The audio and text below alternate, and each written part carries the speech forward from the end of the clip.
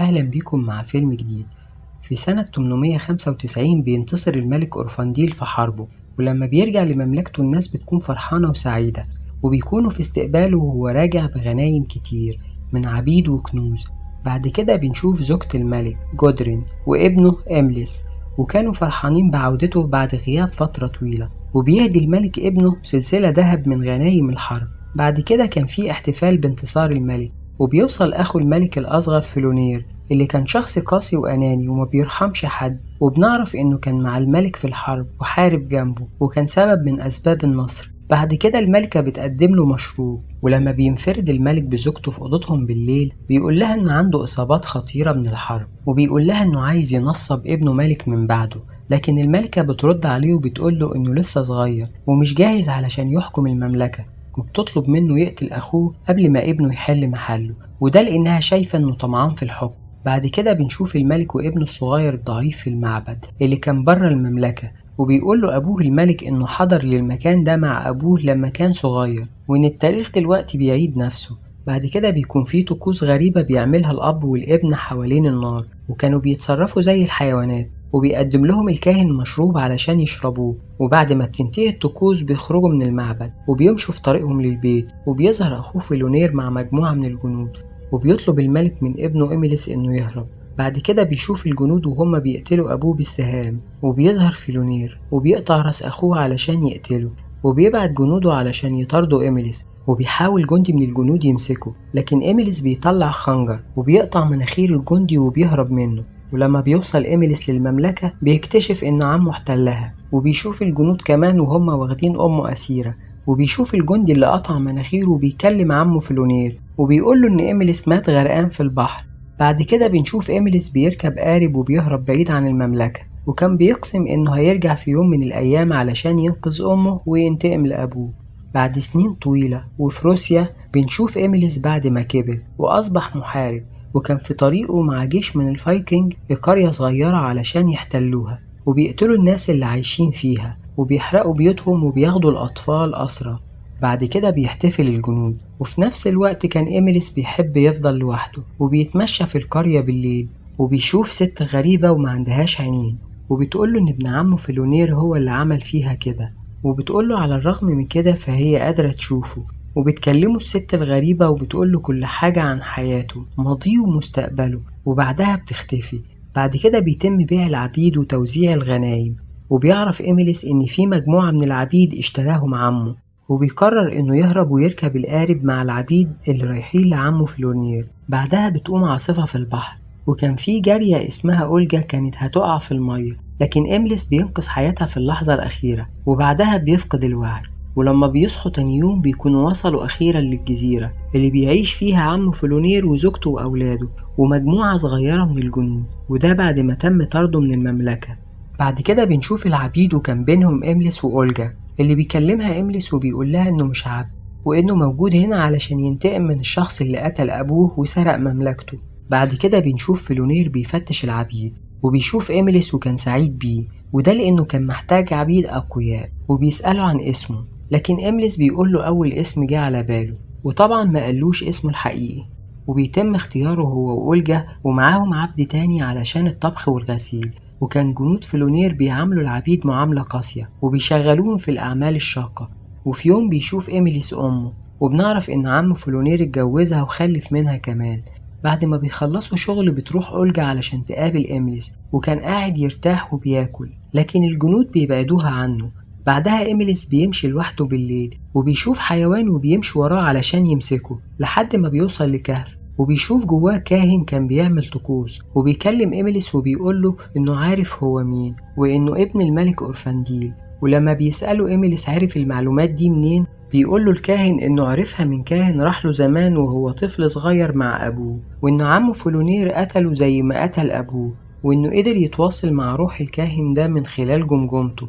وهنا بيقرب منه إميليس وبيطلب منه يساعده ويشور عليه إزاي ينتقم من عمه فلونير، وبيقوله الكاهن إنه لازم يوصل الأول للسيف اللي هيقتل بيه عمه، وإن السيف ده موجود في مبنى مهجور فوق التل. وبيوصل إميليس فعلا للمكان اللي فيه السيف، وبيشوف جثة الملك في إيدها السيف، وبيمد إيده علشان ياخده، لكن فجأة الجثة بتتحرك وبترجع لها الحياة وبتهجم على إيميليس، وبيدخل معاها في معركة كبيرة لحد ما بيوصل لمكان فيه نور، وبيكتشف إن كل ده مش حقيقي وإن الجثة لسه في مكانها ومعاها السيف اللي بياخده بعد كده بكل سهولة، وبتتحول الجثة بعدها لكون تراب. بنشوف بعد كده فيلونير بيعتدي على أولجا، لكن أولجا بترفض إنه يلمسها. بعدها بيؤمر الجنود بإنهم يعاقبوها، وبيشوف إيميليس ده وبيزيد كره لعمه، وبيروح يخبي السيف لحد ما يجي اليوم اللي هينتقم فيه، وبيروح يكلم أولجا وبيقول لها إن اليوم اللي هيقتل فيه فيلونير قرب خلاص، وإنه هيحررها من كل ده للأبد. بعد كده بيظهر مجموعة من الجنود وبيقولوا لإيميليس إن النهاردة يوم عيد بالنسبة لهم، وإنهم هيحتفلوا في الجزيرة، وهيكون في مجموعة من الألعاب الدموية الخطيرة بين فريقين. وأثناء ما كانوا بيلعبوا بيتحمس ابن فيلونير الصغير، وبينزل وسط المجموعة اللي بتلعب، وبيهجم عليه شخص وبيضربه بالكورة في راسه وبيقع في الأرض، وبيقرب منه علشان يقتله، وبتصرخ الأم هي وفيلونير، لكن إيميليس بيوصل في اللحظة المناسبة وبينقذ حياته، وبينجح في النهاية إنه يفوز في اللعبة. بعد كده بيحتفلوا بفوزهم في اللعبة، وبيكلم قائد الجنود إيميليس وبيقول له إن ليه مكافأة مقابل اللي عمله النهاردة، وبيديله الإذن بإنه يقضي الليل مع أولجا، وبيقول له إنهم عارفين إنهم قريبين من بعض.